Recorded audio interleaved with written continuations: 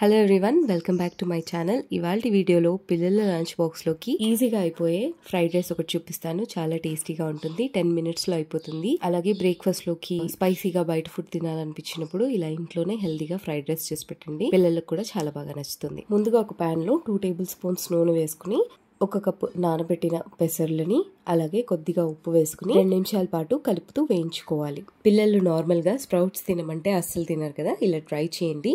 Sprouts taste తెలియకుండా తినేస్తారు. పెసర్లు లోపల సాఫ్ట్ అయిన తర్వాత ఇప్పుడు ఇందులో కాజు, జీలకర్ర, సన్నగా కట్ చేసిన పచ్చిమిర్చి, కరివేపాకు వేసుకుని వేయించుకోవాలి. ఇవి కొద్దిగా వేగిన తర్వాత ఇప్పుడు ఇందులో సన్నగా కట్ చేసిన ఉల్లిపాయ ముక్కల్ని కూడా వేసుకుని 2 నిమిషాలు వేయించుకోవాలి. ఉల్లిపాయ ముక్కలు కూడా వేగిన తర్వాత ఇప్పుడు పసుపు, కారం, ధనియాల పొడి వేసి మరో 2 నిమిషాలు కలుపుతూ వేయించుకోవాలి.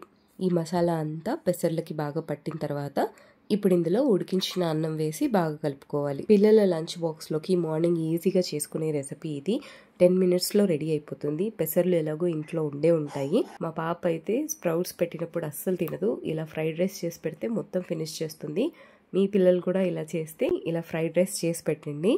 ఇంకా టేస్టీగా చేయాలనుకుంటే ఇందులో ఎగ్ కూడా యాడ్ చేయొచ్చు. ఇప్పుడు లాస్ట్లో సరిపడా ఉప్పు వేసుకుని అలాగే కొత్తిమీర కూడా వేసుకుని బాగా కలిపి సర్వ్ చేసుకుంటే ఎంతో టేస్టీగా ఉండే పెసర్ల ఫ్రైడ్ రైస్ రెడీ. మీకు ఈ వీడియో నచ్చితే లైక్ చేయండి, మీ ఫ్రెండ్స్ అండ్ ఫ్యామిలీతో షేర్ చేయండి, అలాగే నా ఛానల్ని సబ్స్క్రైబ్ చేసుకోండి. Thank you for watching. మరో మంచి ఇంట్రెస్టింగ్ హెల్దీ రెసిపీతో మీ ముందుంటాను. Bye bye.